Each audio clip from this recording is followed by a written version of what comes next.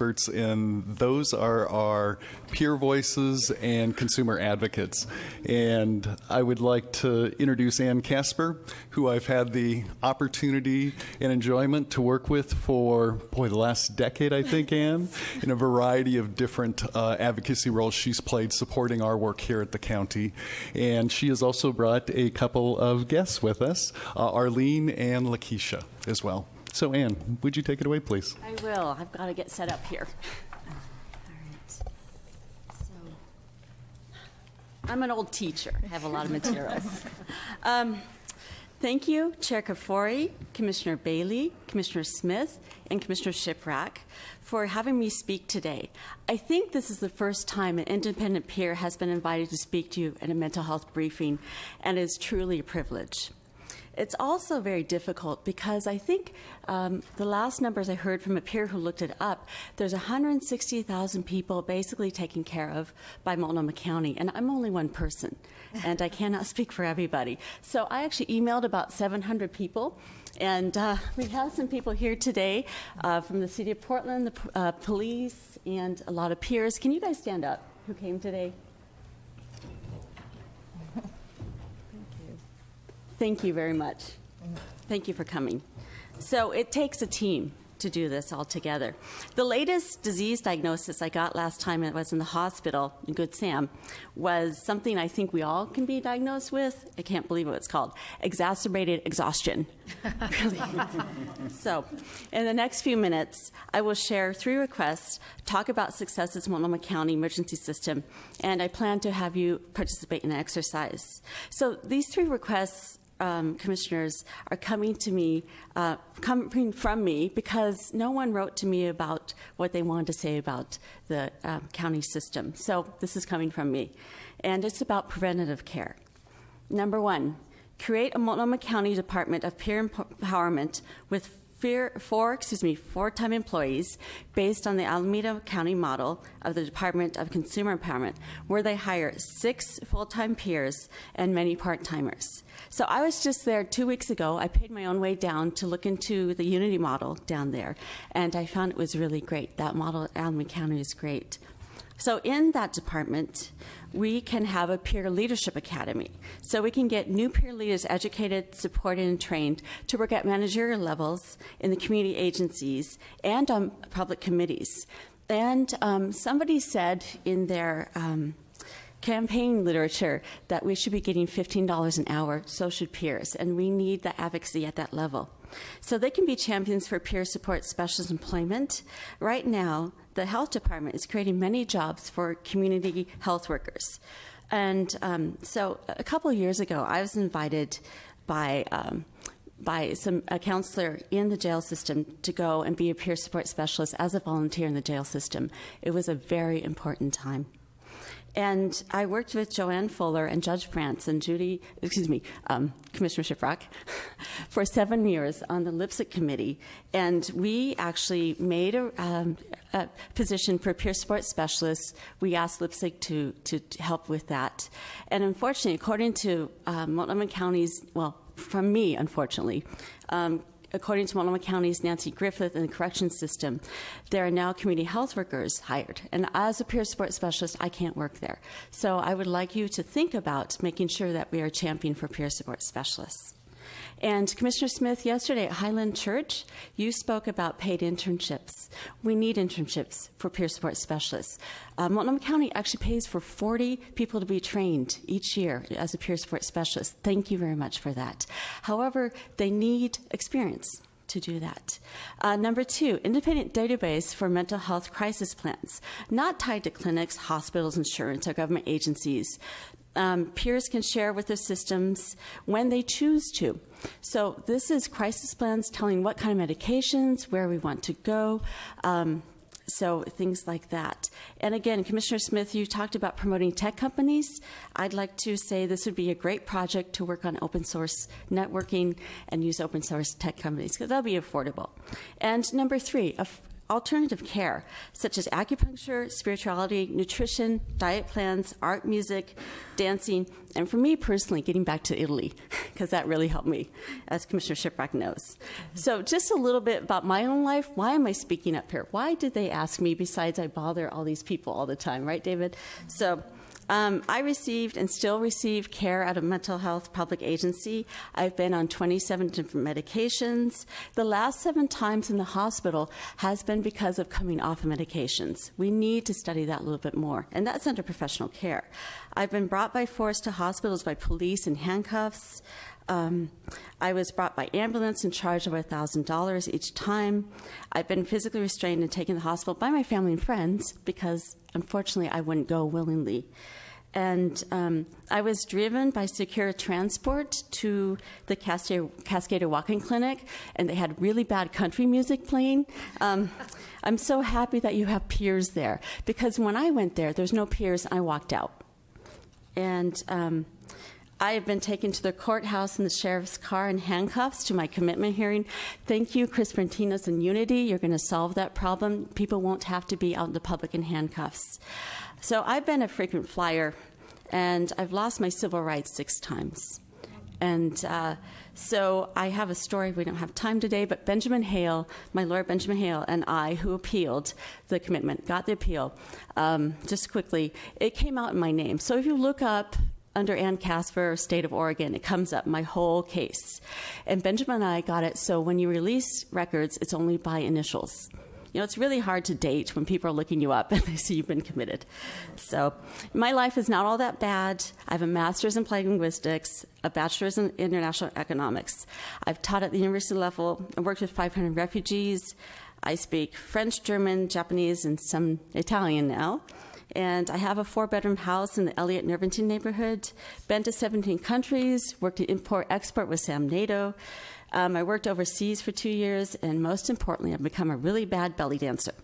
So what has helped me from being a frequent flyer in this system right now? It's been peer support and having a purpose. If I have a purpose, then I don't need all these emergencies things. So what is peer support? Meeting the person exactly where they're at, no judgment. And if they're hearing voices, that's okay. I know this is very different ways of thinking. We don't attach to outcomes. And that person has been very hard as a peer support specialist. It's strengths-based. We hold hope, demonstrate recovery. And, hey, you guys, these are my peer support specialists. Actually, I'm getting kind of nervous. Can you help me? I'm getting my throat all dry, and I'm getting this really hard speaking. Yeah, can you help me, please? Well, here, speaking to the mic, not to me. I would just tell you, you're here because you believe in what you're doing. Mm-hmm. Try to focus on that and just breathe. Okay. Go ahead, we're with you. Mm-hmm. Keesha? You're doing an excellent job, you know. I've been there too, you know. Just breathe it out. Okay. And I'm right here with you to get through. Thank you. Actually, that really did help. I am very nervous. You guys make me so nervous. 3 really successful things. AMSAC, the Adult Mental Health and Substance Abuse Advisory Committee. I was the secretary and chair. It was very important. When I was really depressed, sleeping 18 hours a day, going to that meeting for 2 hours a day made a difference. It made me feel good. We have Amy Anderson, who's the chair here. Thank you.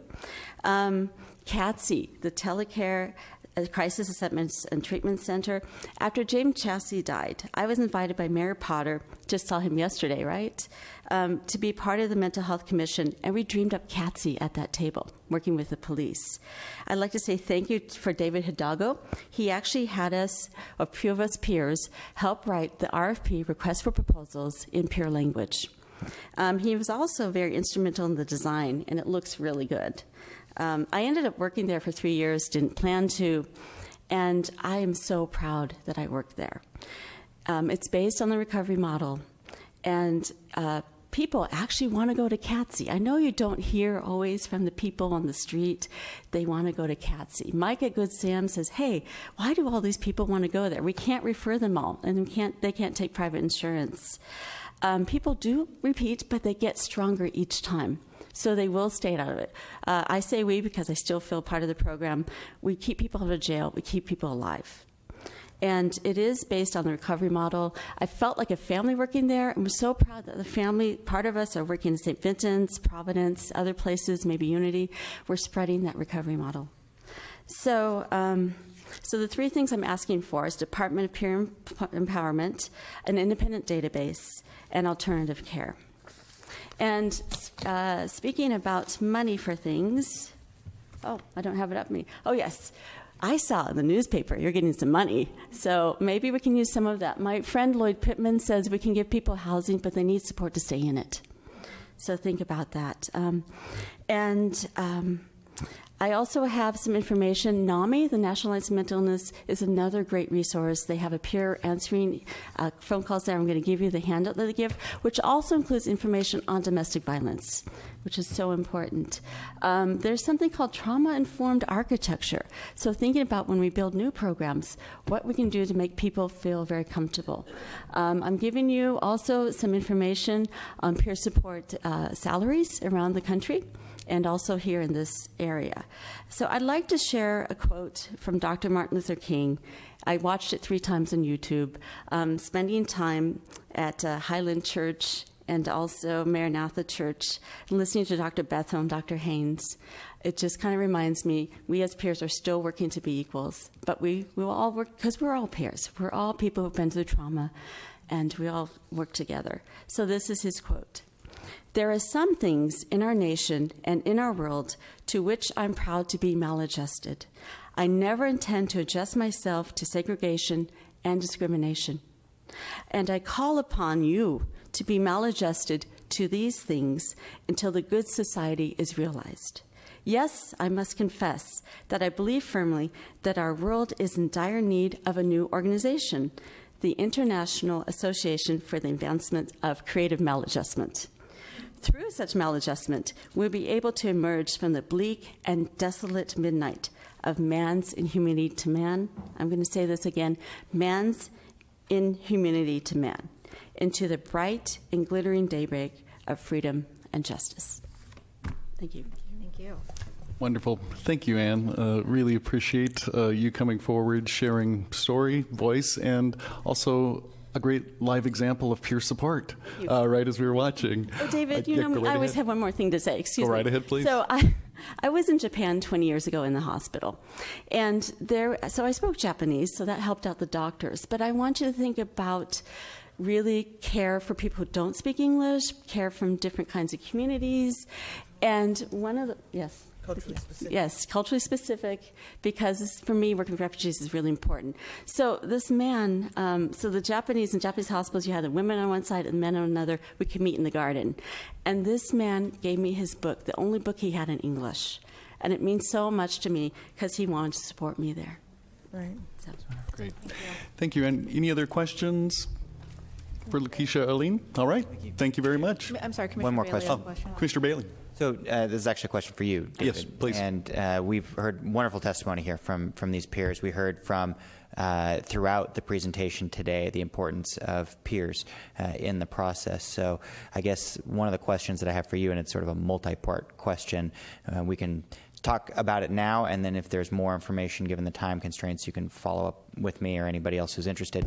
But I'm curious, given the expansion that we've had from the Affordable Care Act, the number of folks that we've served, and the ability we have to serve more people, how have we then also integrated and expanded our work with peers to make sure that we have a system that's working for everybody?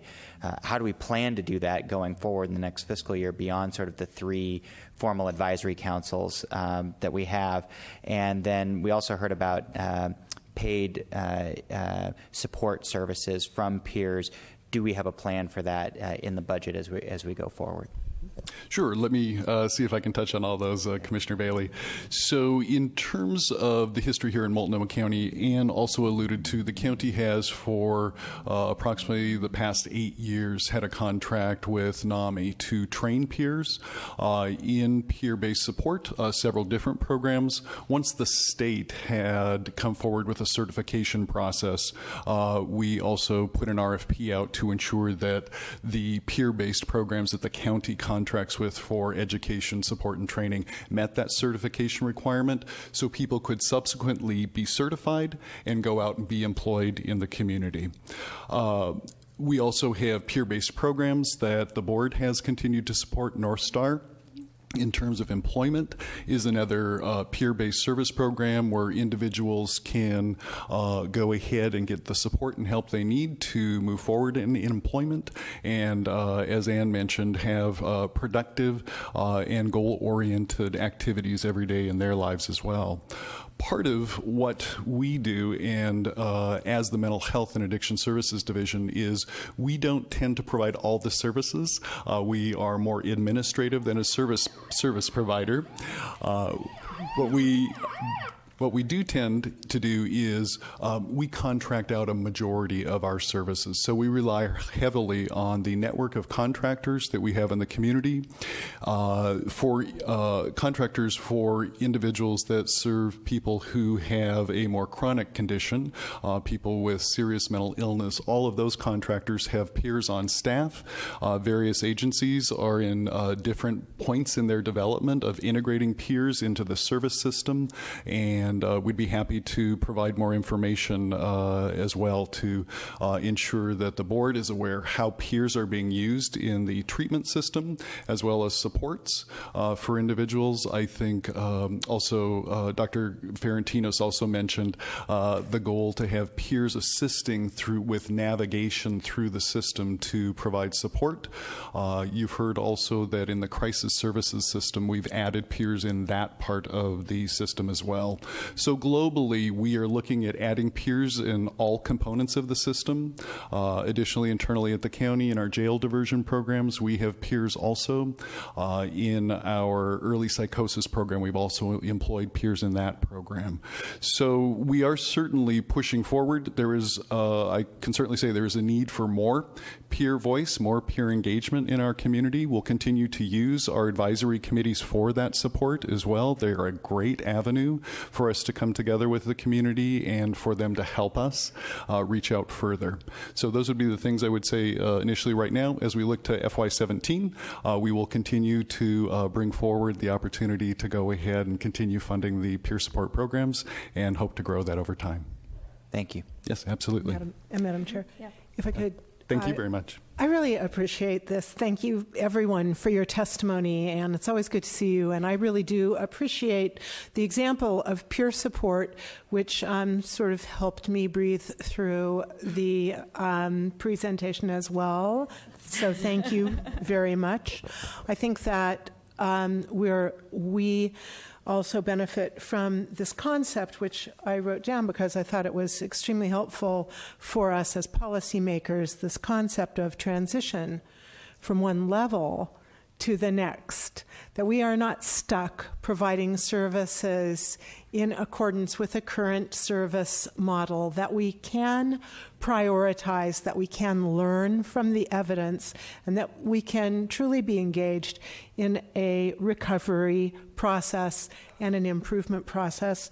And I also wanted to point out that something that was really mentioned only kind of in passing today is the other option that police have besides taking people to the emergency room, which is taking people to jail. And as it was pointed out by last year's grand jury, the corrections grand jury, and by, I can't think of any grand jury that preceded this last year's corrections grand jury report that has not pointed out that the corrections system has unintentionally, and I'm quoting from them, the corrections system has unintentionally become the community's main resource to treat mental illness, although the system is not funded or resourced accordingly. So the work that we just heard from today is also a tremendous, tremendous resource to divert people who have a health issue from a system that has a punitive, not health-oriented focus. So this is tremendously positive. Just to go on, just one more factoid from the corrections grand jury report. 43% of inmates are affected by mental health issues. So thank you again for your work and for your presentations today, all of you. Absolutely. And I noticed that we have reached 12 noon, but would just like to wrap up quickly and acknowledge that we did receive some information requests to bring on back. We will happily provide that. The other thing that we want to ensure is that as we learn more about the Unity project, the final kind of development stages of that project and the liftoff, we will bring that important information as well. I think as Joanne had mentioned as well, once that program lifts off in the community, one of the lessons learned that we have had from a prior program, the Crisis Triage Center, not the CATC, but the CTC, is that when you bring large new programs into the community, what you don't want to do is immediately disband your other parts of the system. Each one of the new programs that come into this community that are filling a gap, of course, have an impact on the rest of the system. So what we would like to do is ensure that we bring information back to you in terms of data about how the other crisis programs are being used and utilized once the Unity project lifts off, and then we can continue to talk about the impact and what gaps are as we learn more about that. And it seems appropriate to close with the mental health crisis number. So everyone has that number. I think three times gets it into memory. So it's 503-988-4888. That is number 24/7 available for anyone to get help about mental health information or how to get support in the community. Thank you very much. Thank you so much. Any other questions or comments from the board? All right. Thank you again. Thanks everyone for coming today and those in the audience who came to listen. Seeing no further business, we're adjourned.